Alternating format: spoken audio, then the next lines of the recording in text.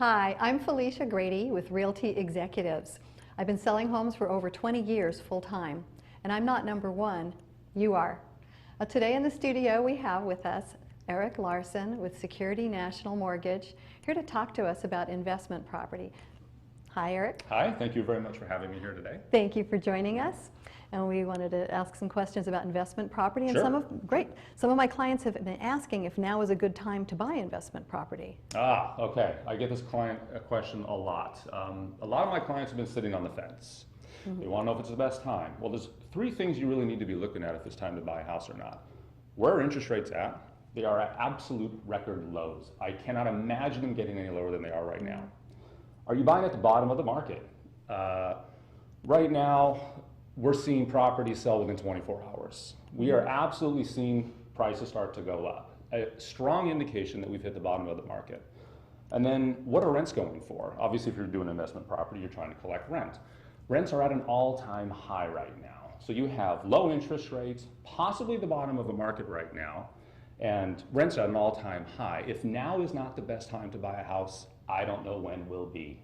Okay. So yes, get off the fence, go buy your house right now. All right, well that all sounds exciting, but how hard is it to get a loan these days? It is a lot harder than it was 4 years ago when you basically just had to have a pulse to get a loan. That's where the stated income 100% financing loans existed. But it is still far easier to get a loan now than it was, say, even 10 years ago. As a matter of fact, we can still actually get people into financial trouble by qualifying them too high. So although there's a lot of horror stories out there, most of those horror stories are coming from poor preparation. Borrowers not getting with a mortgage professional early enough in the process in order to prevent the pitfalls and the hiccups that can happen along the way. So absolutely do not listen. It is an easy, easy time to get a loan and a wonderful time to be buying. Okay, well that sounds great. Is it cheaper to own than to rent, you think? Absolutely. Again, we're at one of those times where normally in the old days we would say that, okay, the house payment would be a little bit higher than your rent payment would be. That's not the case anymore. Interest rates are so low right now that we're actually seeing house prices and the interest rates keeping these house prices, these monthly payments, lower than what they're actually going to have to pay for rent. But there's two other factors that people don't consider. One of them is principal. Every month when you make your house payment, which is now less than your rent would have been, you're actually paying a small portion towards principal. This is like putting money in the bank. And then tax deductibility. There is no tax deduction for renting. So up to 25% of your house payment generally will be coming back to you in the form of a tax refund through tax deductions. In fact, mortgage interest and property taxes are the last great tax deduction.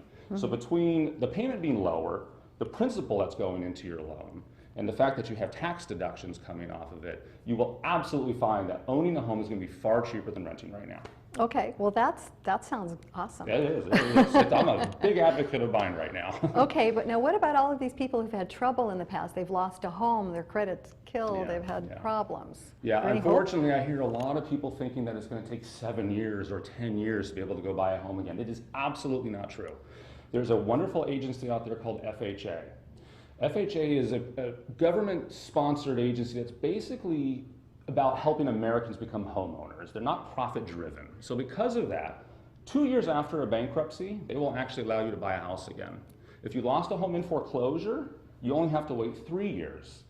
And a lot of people have short sales nowadays. Conventional financing, which is anything that's not really FHA financing, requires, well, actually a very substantial 4 to 7 year waiting period.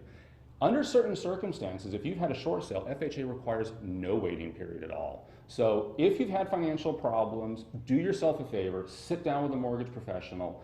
Do not believe that you're going to be stuck for 7 or 10 years renting somewhere. You might be able to do something even now.